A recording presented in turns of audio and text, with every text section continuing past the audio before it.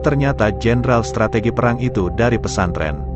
Meski awalnya menutup-nutupi, tapi akhirnya Mbah Syukri bersedia menuturkan kisah-kisah perjuangan yang dialaminya bersama Laskar Hizbullah di bawah komando Hadratus Syekh Kiai Haji Muhammad Hasyim Asy'ari, terutama saat berjuang melawan pasukan sekutu, Belanda dan Jepang menjelang kemerdekaan. Sebagaimana diberitakan sebelumnya, Mbah Syukri adalah santri sekaligus mantan pejuang Laskar Hizbullah yang tinggal di Desa Carangrejo, Kecamatan Sampung, Kabupaten Ponorogo. Kini usianya diperkirakan sudah mencapai 102 tahun.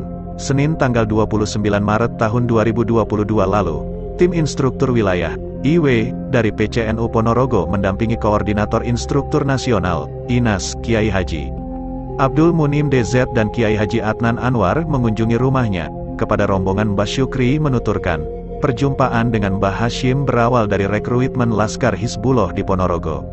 Ia mendaftarkan diri bersama dengan beberapa rekannya, seperti Mbah Kayubi, Mbah Walidu, Mbah Sadimun serta beberapa rekan lainnya.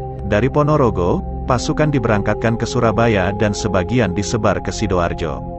Mbah Hasyim riyin niku keliling, muteri anak buahnya terus, hati-hati, kudu waspodo loyo, ojo lengah, ngoten dawuhe Mbah Hasyim teng anak buahe. Mbah Hasyim dulu itu keliling mengecek anak buahnya terus, hati-hati, harus waspada loya, jangan sampai lengah.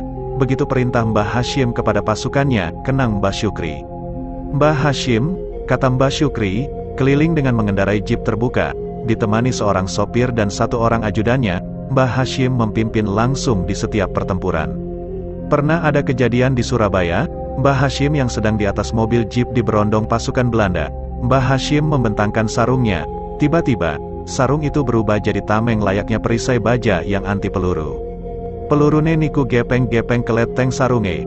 Lo niki sanes dongeng, wong kulo ngertos piyambak.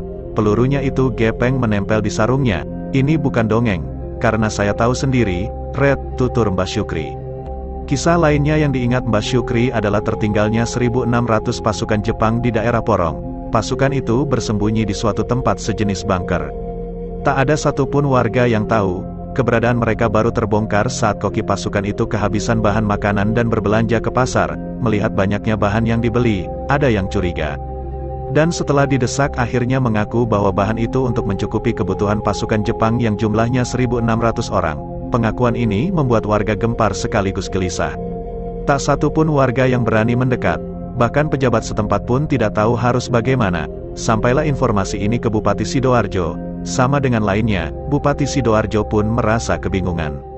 Salah seorang pejuang Laskar Hizbullah memberikan saran, "Nek kulo gampil, niki sing saged ngatasi namung Mbah Hasyim. Kalau saya gampang, yang bisa menyelesaikan masalah ini hanya Mbah Hasyim," kata Mbah Syukri menirukan saran rekannya untuk Bupati Sidoarjo. Akhirnya, Bupati Sidoarjo mengirim utusan untuk sowan ke Mbah Hasyim di Tebuireng. Setelah mendapat laporan, Mbah Hasyim langsung meluncur ke Sidoarjo menemui Laskar Hizbullah. Mbah Hasyim mengajak pasukannya untuk mujahadah membaca wirid sembari berdoa dari jam 11 siang hingga jam 11 malam. Ajaibnya, pasukan Jepang yang bersembunyi di bunker itu satu persatu keluar dari persembunyian karena diserang jutaan semut angkrang.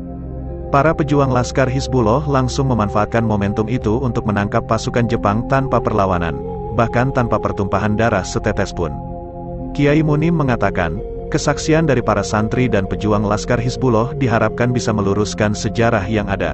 Pasalnya, selama ini sosok Mbah Hasyim dikisahkan sebagai seorang kiai pesantren yang hanya mengeluarkan fatwa. Padahal menurut kesaksian para santri yang berhasil kita temui, tidak begitu. Mbah Hasyim itu betul-betul seorang jenderal lapangan yang sangat ahli dalam pertempuran. Beliau turun langsung, tegasnya. Hal senada juga ditegaskan Kiai Adnan. Bahkan, Mbah Hasyim juga membaca tanda-tanda alam ketika merumuskan strategi perang. Dipelajari betul itu sama Mbah Hasyim, bukan hanya paham strategi, tapi juga mampu membaca tanda-tanda alam. Perang Surabaya misalnya, itu pakai strategi perang Majapahit. Makanya orang yang paling tahu siapa pembunuh Malabi, ya Mbah Hasyim. Ada semua itu bukti-bukti yang menunjukkan bahwa beliau betul-betul ahli strategi perang, ungkap Kiai Adnan. Mbah Syukri membenarkan pandangan-pandangan tersebut. Beliau bahkan dengan lugas mengatakan, seandainya tidak ada Mbah Hasyim, mungkin kemerdekaan Indonesia itu masih lama. Bisa merdeka, tapi lama, Katanya, Mbah Syukri mengakhiri perbincangan dengan sebuah kalimat pendek yang cukup layak menjadi bahan renungan bagi generasi sekarang. Kami ini yang berjuang mati-matian, dan sekarang kalian semua yang menikmati. Bisa makan enak, naik mobil, jalan-jalan, sindir Mbah Syukri sembari tertawa terkekeh. Mbah Syukri adalah salah seorang pejuang Laskar Hizbullah yang garis bawah menolak garis bawah didaftarkan sebagai veteran perang. Dia meyakini bahwa perjuangan itu ada upahnya sendiri kelak di kehidupan berikutnya. Sumber, NU Online Ponorogo.